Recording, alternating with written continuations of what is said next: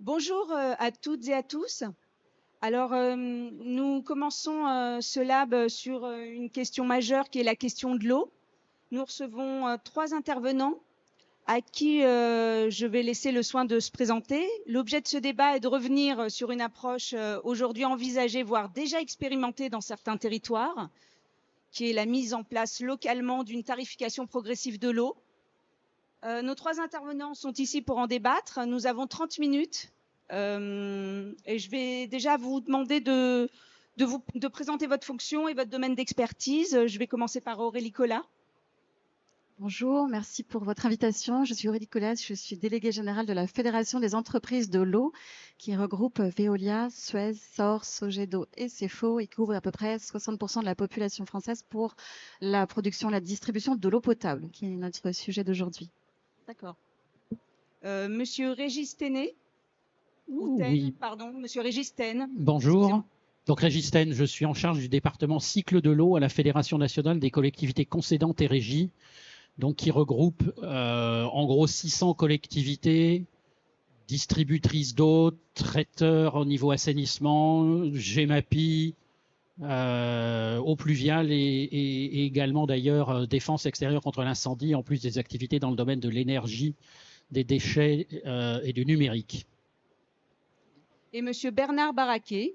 Bonjour à tous, je suis donc directeur de recherche au CNRS émérite et dans mon dernier projet de recherche qui avait comme acronyme O et 3E, les 3 E du développement durable, j'ai été amené à réfléchir aux difficultés d'assurer à la fois les 3 dimensions, c'est-à-dire économie, environnement et équité, dans la même formule tarifaire, et j'étais amené à être assez critique sur les projets de réforme de tarifs. Je vais vous en parler. Justement, rentrons dans le vif du sujet. Quelle est la position de chacun de vous sur cette mesure de tarification progressive proposée dans le cadre du plan eau et éventuellement aussi les arguments qui appuient votre position ou la position de la société que vous représentez? Qui veut commencer? Alors, bon, c'est effectivement les collectivités qui sont en charge des compétences des services publics d'eau et d'assainissement et donc notamment de fixer les règles de tarification de leurs services. Et donc déjà la première chose que je voudrais dire, c'est que on considère que ça doit rester une prérogative des collectivités que de fixer la structure tarifaire en fonction de leur contexte, des enjeux de leur territoire, des types d'abonnés, de la tension sur les ressources en eau, des investissements à réaliser, etc. Et pas l'État qui n'assumera pas derrière les conséquences en termes d'équilibre économique de ses choix. Puisque une tarification, elle a un premier objectif, c'est de couvrir des coûts, et elle a toute une série d'effets induits, volontaires ou non, en incitation, en modification des comportements des usagers. Alors, sur la tarification progressive plus précisément, première chose, c'est pas quelque chose de miraculeux. Hein. D'abord, on n'a jamais réussi à démontrer qu'il y avait une réelle élasticité du prix et de la consommation d'eau. Hein. De la consommation par rapport au prix. Oui, enfin, du ratio. C'est-à-dire que, de toute façon, depuis 20 ans, les consommations des abonnés baissent. Et elle baisse dans les mêmes proportions, là où le prix a monté beaucoup, là où il a monté un peu et là où il est resté stable. Et c'est vrai en France, c'est vrai aussi à l'échelle européenne. Alors évidemment, c'est un peu différent aux États-Unis où les gens consomment 400-450 litres par jour, où effectivement, se priver de 50 litres, quand on en consomme 450 par personne, c'est pas un effort énorme. Mais c'est vrai qu'en Europe et en France, les consommations sont relativement basses. La deuxième chose, c'est que la grande difficulté, c'est qu'on ne sait pas qui est derrière le compteur. Et donc, la tarification progressive, elle part du principe qu'un petit consommateur est un bon consommateur et un gros consommateur est un gaspilleur. Hein, c'est un peu le côté petit consommateur, c'est mignon, c'est gentil, c'est comme un petit animal domestique. Là, on a envie de de l'encourager, etc. Et puis le gros consommateur, c'est le bœuf qui fait pas attention, qui gaspille. En réalité, il faudrait savoir exactement qui est derrière le compteur d'eau. Alors déjà pour les domestiques, il faudrait savoir combien il y a de personnes. Un usager pour un logement qui consomme 80 mètres cubes par an, ça peut être une personne seule qui gaspille effectivement ou qui consomme énormément d'eau. Ça peut être aussi une famille de 4 personnes qui fait très très très attention. À qui faut-il demander de faire des économies? À la famille nombreuse qui est à 80 mètres cubes ou à la personne seule qui consomme ces mêmes 80 mètres cubes.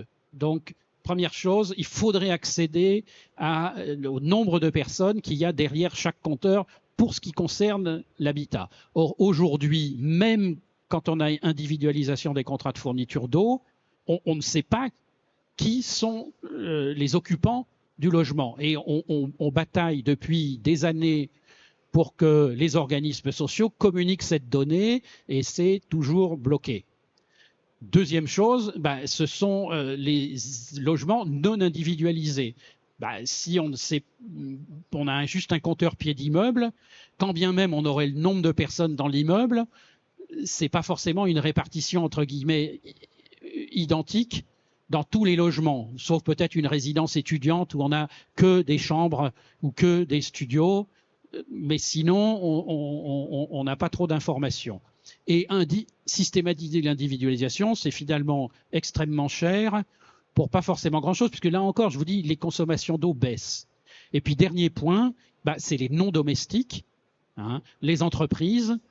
Alors, on peut avoir une vision uniquement quantitative, mais est-ce qu'on peut avoir le même niveau d'incitation aux économies d'eau pour une boulangerie et un coiffeur et un haut fourneau qui fabrique nos tuyaux, par exemple? Comment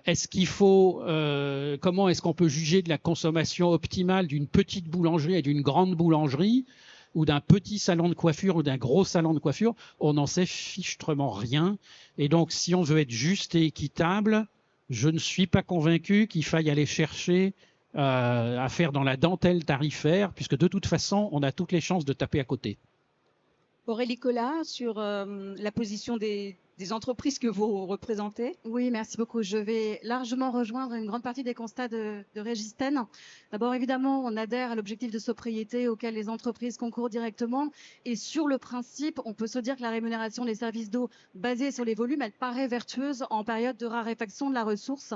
Mais je rappelle, comme l'a dit Régis Ten, que c'est la souveraineté de l'autorité organisatrice que de fixer les tarifs en vigueur sur son territoire en fonction de critères qui sont hydrologiques, démographiques, sociologiques, économiques, etc. C'est un point qui est très important. Nos entreprises proposent ces solutions. Il y a des modélisations qui sont proposées aux collectivités, mais ça reste la décision de l'autorité organisatrice. Concernant la tarification progressive, je rappelle d'abord que ce n'est pas la panacée, je rejoins Régis Ten, ce n'est pas la solution miracle, c'est une solution parmi un panel de solutions qui peut se heurter à des difficultés de mise en œuvre, et certaines ont été évoquées par Régis, je vais y revenir. Il y a d'autres types de tarification qui sont intéressantes. Je vous donne l'exemple de la tarification saisonnière qui permet de créer une solidarité avec les vacanciers, les personnes qui viennent en haute saison, plutôt que ce soit uniquement les résidents sur qui repose le coût, la solidarité, le coût de financement des services publics d'assainissement. Alors la question qu'on peut se poser par rapport à cette tarification progressive, c'est est-ce qu'on peut arriver à résoudre l'équation suivante? Est-ce qu'on peut faire simple, juste, et financer les investissements nécessaires aux services publics d'assainissement en France? Je crois qu'en fait, c'est cette boucle-là qu'il faut qu'on arrive à boucler. Je rejoins Régis sur le fait que d'abord, la tarification progressive, elle ne s'applique que s'il y a une forte élasticité prix de l'eau. Ce n'est pas le cas en France aujourd'hui. On n'est pas du tout dans les mêmes comparaisons pour l'électricité, par exemple. Ensuite, il faut prévoir des dispositifs de correctifs pour les familles nombreuses et pour les foyers modestes pour pas qu'ils soient lésés. Régis l'a très bien expliqué, vous pouvez avoir une famille modeste de 4 personnes qui va avoir un même niveau de consommation qu'une personne seule dans un appartement qui pour le coup, consomme beaucoup d'eau. Alors, nous, ce que nous pensons, c'est que pour arriver à sensibiliser l'usager, on parle beaucoup des usagers domestiques, il faut avoir une conscience assez claire malgré tout de ce que l'on consomme, ce qui n'est pas tout à fait le cas aujourd'hui. Il n'y a pas de compteur individualisé dans tous les logements. On peut le mettre en place très facilement dans l'habitat individuel. C'est beaucoup moins simple dans l'habitat collectif ou chez les bailleurs sociaux. Première chose. Deuxième chose, ce que l'on constate, c'est que la tarification progressive a un effet direct sur les budgets eau et assainissement des services publics. Pourquoi? Parce que l'impact est direct, c'est-à-dire que moins vous avez de volume consommé et plus il y a de tensions sur les recettes. Et je rappelle qu'aujourd'hui, le modèle de financement des services publics d'eau d'assainissement en France, il est fondé sur les volumes. C'est-à-dire que si on baisse les consommations, ce qui est vertueux, demain, les services publics d'eau et d'assainissement auront moins de recettes pour financer des investissements qui sont nécessaires et qui sont des investissements pour la sobriété, par exemple, lutte contre les fuites, notamment digitalisation des réseaux, etc. Donc là, on est sur une forme d'équation impossible qui nous semble donc nous conduire à ne pas vouloir généraliser le propos sur la tarification progressive. Il faut vraiment regarder au cas par cas, collectivité par collectivité. D'accord. Bon, alors c'est à moi. Moi, je parle du point de vue de la connaissance scientifique qu'on peut avoir sur ces affaires. J'ai commencé à m'intéresser au problème des effets redistributifs des tarifs le jour où j'ai reçu un rapport fait par des fiscalistes anglais qui écrivaient au début des années 90 quel allait être le coût de l'installation des compteurs. Parce que vous ne savez pas qu'en Angleterre, il n'y avait pas de compteurs jusqu'en 1989-90. Pratiquement aucun compteur, sauf éventuellement dans les entreprises. Les gens payaient au forfait leur consommation d'eau en fonction de la valeur locative de leur logement. La privatisation engagée par le gouvernement de Mme Thatcher a voulu remplacer ça par un système de paiement volumétrique. La mise en place des compteurs d'eau partout en Angleterre se chiffrait au niveau national à 2,5 milliards d'euros à l'époque. Moi, vous me donnez 2,5 milliards d'euros pour m'occuper de l'eau, qu'est-ce que je fais? Ben, je ne les mets pas sur les compteurs, je fais autre chose. Je peux mettre des compteurs par rue, par exemple, pour comprendre où il y a des fuites collectives. Bon, mais en fait, ce sur quoi ils ont attiré mon attention pour la première fois, c'est sur le fait que tout système tarifaire engage un coût d'administration. Et le problème, c'est est-ce que le coût d'administration du système de tarifs dépasse le gain qu'on peut en attendre ou pas? Et ce que je dis, c'est que dans la plupart des cas, quand on a des petits immeubles en ville, ça ne vaut pas le coup parce que ça coûte plus cher de mettre des compteurs et de faire payer à tout le monde. En plus, avec des compteurs qui souvent sont faux, parce qu'ils vieillissent, parce que, etc. Et que de continuer à la règle de paiement en répartissant la facture collective selon les surfaces des logements. C'est une approximation qui n'est pas très juste, mais qui, en définitive, arrange tout le monde. Et je peux même vous dire, si je vais au bout, c'est en fait, quand on a répondu à l'appel d'offres de l'ANR sur les villes durables, on a dit exactement ça. On a dit, ce qu'a dit Aurélie, ce qu'a dit Régis, la consommation baisse dans nos villes, en particulier dans les centres-villes. C'est une bonne nouvelle pour la protection de la nature, mais ce n'est pas forcément une bonne nouvelle pour la durabilité des services publics, parce que nos services publics dépendent du volume d'argent reçu avec les factures pour pouvoir se renouveler. Et si les gens commencent, et en fait, si les gens commencent à faire des économies d'eau, on peut se poser des questions pour savoir si c'est globalement durable. C'est durable sur le plan de l'environnement. Nul n'en disconvient. Mais si ce n'est pas durable sur le plan économique et encore moins sur le plan social, et là on tombe sur l'un des gros défauts de la tarification progressive, c'est que si vous êtes obligé de mettre un compteur par appartement, vous allez faire payer l'eau beaucoup plus cher à des familles nombreuses pauvres. Alors que des familles de gens qui sont seuls, qui payaient avant plus, qui subventionnaient leurs voisins parce qu'ils payaient selon les surfaces, se retrouvent avantagés par rapport à leurs voisins, sachant qu'en plus, on est désolé, mais dans un immeuble, la quantité, le volume de tuyaux qu'il faut gérer, c'est un coût fixe pour la copropriété ou pour le bailleur social. Et du coup, si vous voulez, si on décide de faire payer uniquement au volume, par chaque ménage, on oublie cette dimension collective. Hein, alors, sinon, je pourrais vous dire, ah ben, je m'en vais en vacances sur la Côte d'Azur tous les mois d'hiver, et du coup, je refuse de payer ma part fixe de l'eau, mon abonnement, parce que je suis pas là. On va vous dire, mais non, mais ça va pas. Et les tuyaux, ils sont là, il faut bien les entretenir et tout, donc vous devez payer, même si vous n'êtes pas là. Au passage, je vous signale, vous le vérifierez si vous voulez plus tard, en lisant le document que j'ai écrit là-dessus, que ce fait que vous êtes tous dans une copropriété ou dans un immeuble avec un seul compteur, vous vous retrouvez en situation de gérer l'eau en bien commun. Vous ne pouvez pas vous échapper et vous êtes en situation de rivalité les uns par rapport aux autres. Et du coup, si vous voulez, je peux être méchant jusqu'au bout en disant certains, notamment écologistes, qui disent qu'il faut remunicipaliser l'eau parce que l'eau est un bien commun, ils ont deux fois tout faux. Un, ils ont faux parce que l'eau n'est pas un bien commun quand elle est distribuée avec des compteurs et des volumes. C'est ce qu'on appelle en économie institutionnelle un bien de club, évidemment en service public avec des règles du service public. Alors que la ressource en eau qu'on partage, c'est un bien commun éventuellement si les usagers de cette ressource décident de se mettre ensemble pour partager l'eau au mieux en fonction des besoins de différents types d'usages.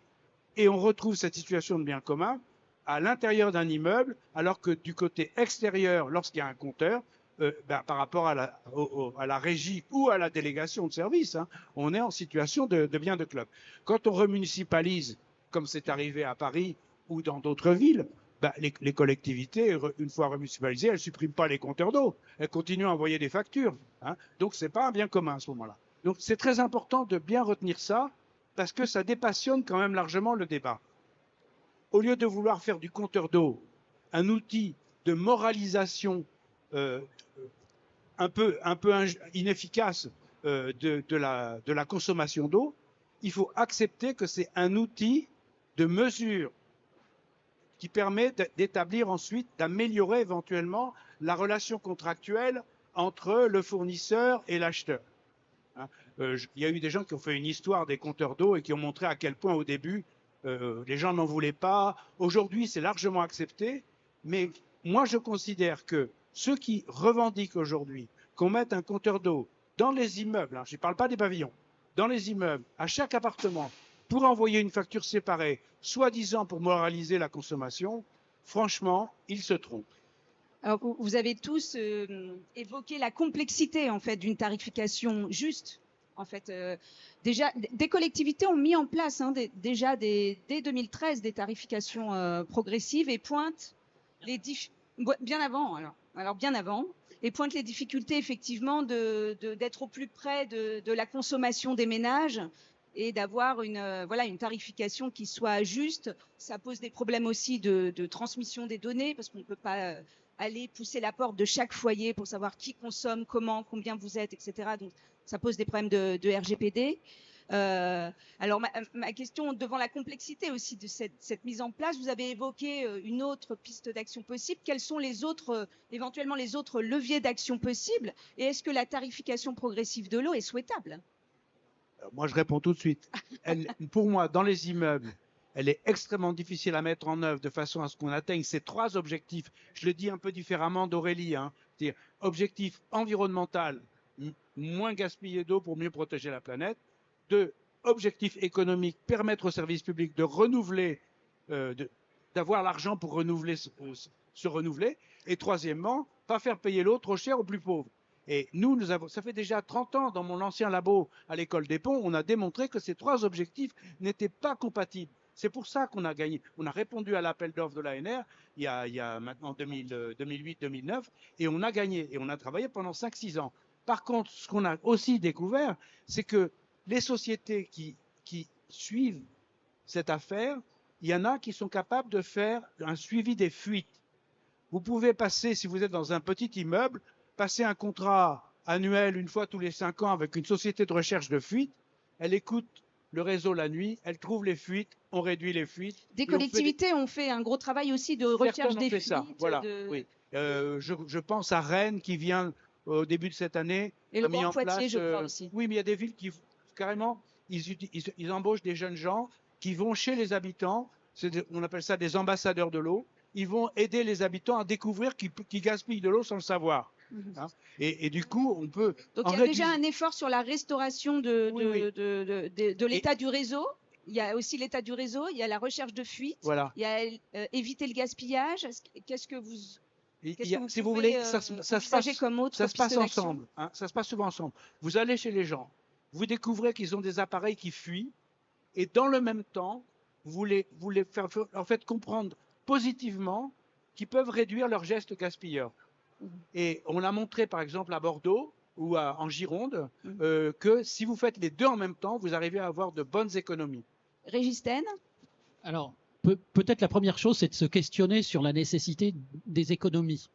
Alors, ça peut sembler un peu inaudible, mais juste un point surtout. Suivant les territoires, il y a des enjeux quasiment partout et ils seront de plus en plus prégnants de faire des économies d'eau en période de pointe. Malheureusement, sauf peut-être depuis 2022, là, depuis la sécheresse 2020, on a l'impression que ça a un peu secoué les choses. Mais c'est vrai que sur les 20 dernières années, les consommations moyennes baissent, les consommations de pointe, non. Or, la grande difficulté, c'est que la ressource, sa vulnérabilité, c'est la pointe. Et deuxièmement, les installations de traitement, de stockage et de transport de l'eau. Et puis à l'autre bout d'épuration, le facteur limitant, c'est souvent la période de pointe également. Bon. Donc, premier enjeu, de toute façon uniforme, c'est de faire baisser les consommations en pointe. Et effectivement, dans un nombre de plus en plus important de territoires, c'est aussi de faire baisser les consommations moyennes, parce que la ressource en eau, via les stockages souterrains ou même sur les cours d'eau ou les barrages, n'a pas la même disponibilité tout au long de l'année. Pour ça, on a effectivement des leviers de tarification saisonnière. On a également quand même, et nous, ce qu'on a constaté, puisqu'on anime un club de bonnes pratiques d'économie d'eau et de tarification, créé à la suite des Assises de l'eau en 2019, et qui justement, là encore, montre que baisse conso, augmentation tarif, c'est pas du tout mécanique, et que le levier principal, c'est la communication, la pédagogie, l'information des usagers, avec un accompagnement parfois un peu symbolique sur les petits mousseurs ou ces choses-là, mais c'est vraiment une action de sensibilisation, d'éducation au développement, d'éducation à la consommation d'eau qui a le plus d'impact. Qui a le plus d'impact, là encore, sur les consommations moyennes, mais aussi sur les consommations de pointe. Les retours d'expérience de plusieurs collectivités, y compris touristiques, ce qui n'était pas forcément attendu de la crise de 2022 et qui continue sur l'été dernier, c'est qu'avec une bonne communication bien ciblée, ils ont pu diminuer à Nice, dans le Var, des consommations du mois de juillet et d'août de 20 ou 25%. Donc on a vraiment diminué les consommations de pointe en grosse période de tension. Communication, vous pouvez préciser ? Tous les vecteurs possibles pour amener les usagers à comprendre qu'il y a un enjeu et à voir quels sont les gestes qu'ils peuvent faire pour économiser l'eau. Ça concerne aussi les industriels, mais déjà au moins sur les domestiques. Et là, je vous renvoie sur le site de la Fédération. Il y a une petite fiche de recommandation sur l'utilisation des sciences comportementales en matière de communication et d'accompagnement des usagers aux économies d'eau. Et on s'aperçoit donc que finalement, on peut communiquer, on peut jouer sur la tarification, mais ce qui compte, c'est la communication qu'on fait éventuellement sur la tarification. La tarification tout seul ne change rien. Oui, je rejoins Régis Ten sur le fait que les usagers domestiques ont besoin d'avoir des médiations qui peuvent être des médiations humaines, par exemple des ambassadeurs qui viennent expliquer comment améliorer sa consommation d'eau, comment moins consommer, moins tirer sur la ressource. Ça peut être des outils numériques. Aujourd'hui, c'est quand même assez légion, des applications mobiles qui encouragent les changements de comportement, sachant que je rejoins Régis sur le fait qu'on observe dans le temps que lorsque les gens sont très sollicités, très sensibilisés, ils agissent de manière très forte et qu'au fur et à mesure que la médiation s'éloigne, c'est-à-dire que la sensibilisation s'éloigne, eh bien, il faut mettre une petite piqûre de rappel. Donc, ça suppose un accompagnement sur le temps long. C'est pas uniquement des one-shots. Ensuite, pour compléter la réflexion que nous menons sur cette table ronde, je voudrais quand même rappeler que l'usager domestique n'est pas le plus gros consommateur d'eau potable en France. C'est-à-dire que la réflexion, elle doit aussi embarquer les autres usagers que sont les acteurs économiques, l'agriculture et l'industrie, et qu'à ce titre, la réflexion sur la tarification, parce que c'est un bon levier, la tarification, pour réfléchir aux économies d'eau et l'objectif de sobriété, il doit aussi embarquer les autres acteurs économiques qui sont fortement consommateurs d'eau. Deuxième observation, on a parlé tout à l'heure du modèle économique en général. Je voudrais rappeler que si on parle de tarification juste, il faut penser aussi au risque de fracture territoriale. Régis a évoqué la diversité de nos territoires en matière notamment de précipitations, de présence ou non de barrages, d'état des nappes, etc. Mais je voudrais rappeler que si demain on a des collectivités qui sont très fortement fragilisées dans leur modèle économique pour arriver à financer les investissements de demain, on aura une fracture territoriale entre celles qui sont capables de supporter les investissements, d'accompagner les usagers domestiques, les usagers industriels pour pouvoir réduire leur consommation d'eau et ceux qui n'y arriveront pas. Et puis troisième levier qui est très intéressant que nos entreprises mettent en place en dialogue, en partenariat avec les collectivités, c'est ce qu'on appelle l'ingénierie contractuelle, c'est-à-dire des modes de contrat qui incluent des objectifs de performance en termes de sobriété. On l'a fait à Lille avec Veolia, on l'a fait à Brive avec Suez, c'est-à-dire intégrer dans les contrats des dispositions qui permettent au fond de viser l'objectif de sobriété, de réduire les consommations comme un objectif de performance à atteindre, ce qui est évidemment très intéressant dans la logique que nous poursuivons. D'accord, il nous reste 5 minutes, c'est un peu court. La tarification est du ressort des autorités organisatrices de l'eau. Donc chaque territoire, vous précisiez au début de ce débat que chaque territoire devait gérer à son niveau la tarification, et en même temps il y a des risques aussi de fracture territoriale. Donc comment organiser ça? Et vous avez aussi évoqué les usages professionnels dont on n'en a pas parlé, agricoles et industriels. Alors c'est peut-être pas de l'eau potable. Faut-il faire une différenciation? Régis Ten. Alors, sur la première partie, déjà la première question ou le premier enjeu, c'est les regroupements. Alors, fiscalité propre, pas fiscalité propre, c'est, je vais dire, peu importe.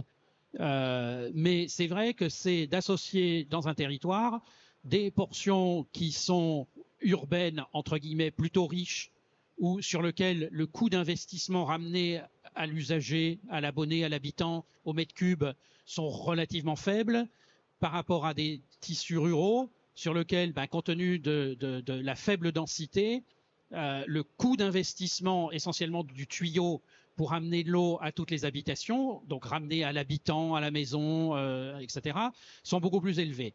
Et c'est vrai que si on laisse ceux qui ont un coût plus bas uniquement ensemble et qu'on laisse ceux qui ont un coût plus élevé uniquement ensemble, évidemment le tarif va exploser. Bon, puis ça a d'autres intérêts en matière d'ingénierie, de capacité de mobiliser des moyens financiers, etc. Sur les usages professionnels, peut-être un mot. Voilà, la deuxième chose, c'est qu'effectivement, il y a les usages professionnels eau potable, et c'est vrai que on voit encore des tarifications dégressives dans un certain nombre de secteurs. Il y a une certaine forme de chantage à l'emploi qui rend compliqué le fait d'appliquer un prix de l'eau réel, vrai, pour un certain nombre de gros consommateurs, notamment industriels. Et c'est là où il y a un enjeu qu'on voit, qu'on perçoit aujourd'hui dans l'établissement des 12e programmes des agences de l'eau et la fixation des objectifs d'économie d'eau. Le président a dit 10% de prélèvement d'eau en moins en moyenne, tous usages confondus. On voit dans les comités de bassin aujourd'hui que la répartition de ces moins 10%, aujourd'hui, c'est plutôt moins 15, moins 20 pour les usagers domestiques, et moins 5, moins 10 pour les industriels et 0 pour l'agriculture. Ce qui pose quand même une question d'équité, de savoir si on doit reporter la totalité des efforts sur les abonnés domestiques. Et dernier point, il y a la tarification du service public de l'eau et il y a tout le régime fiscal des agences de l'eau avec les différentes redevances, notamment la redevance prélèvement, qui là aussi n'est pas très équitable, puisque même s'il y a une petite correction avec le PLF 2024 et la réforme des redevances, on reste quand même globalement dans un écart entre le montant de la taxe par mètre cube payé par un abonné domestique et celui d'un agriculteur. Le rapport, il est de 1 pour les agriculteurs à 6-8 pour les abonnés domestiques. Il n'y a que le refroidissement Alors des centrales, alors qu'elles soient thermiques, nucléaires, peu importe, et le refroidissement industriel, hein, mais essentiellement la production d'électricité, qui voient ces redevances augmenter de manière assez significative, mais qui restent encore quand même très en dessous de ce que paye un abonné domestique. Aurélie Collas, sur les usages professionnels, et après je vous donne la parole. Je rejoins Régis Ten sur le fait qu'à un moment donné, on doit se questionner sur le rééquilibrage. C'est effectivement une des orientations de la réforme des redevances des agences de l'eau. Ça participe d'une réflexion globale autour de la solidarité à l'échelle d'un territoire. Avec un petit bémol, c'est que si vous imaginez par exemple une tarification progressive pour les professionnels, ça peut permettre d'assurer une plus grande solidarité entre usagers, ça peut permettre éventuellement de viser l'équilibre économique du service, mais il n'est pas certain que ça poursuive un objectif environnemental. Vous pouvez aussi d'une certaine manière encourager un industriel à continuer à consommer parce que de toute façon, lui, il va avoir besoin de telle quantité d'eau et le prix ne va pas forcément être un élément différenciant. Et inversement, s'il baisse sa consommation très fortement, là vous pouvez avoir un véritable effet volume s'il s'agit d'un très gros consommateur, se repose la question de l'équilibre économique du service. Donc, il me semble que la question de la tarification, elle doit être abordée peut-être de manière plus large, comme étant un levier, mais de manière très globale dans son ensemble. Tarification progressive, je rappelle que ça concerne que la partie du tarif qui est l'eau potable, ça n'inclut pas l'assainissement. Nous terminerons avec vous. Malheureusement, ça va être un dernier mot. J'ai constaté ça en Belgique. En Wallonie, ils ont mis en place un système de tarification progressive qui a conduit à faire fuir les industriels. Les industriels, voyant qu'ils allaient avoir de grosses augmentations, ont décidé de quitter le service public et de faire leur propre forage. Si c'est ça, c'est une catastrophe. Il faut comprendre ça parce que c'est de l'argent. Pardon ? C'est même vrai dans l'habitat. Oui, c'est même. Alors, la question des forages privés et le fait que les usagers ne contribuent pas au service public est une vraie dérive. J'ai une seule chose à dire parce qu'on va arriver au bout. Mon message, le plus important, c'est ça. Je connais beaucoup d'élus qui ont des idées assez arrêtées sur ce que serait une tarification progressive, à leur avis, efficace, etc. Je les encourage à faire le test avant d'adopter cette tarification.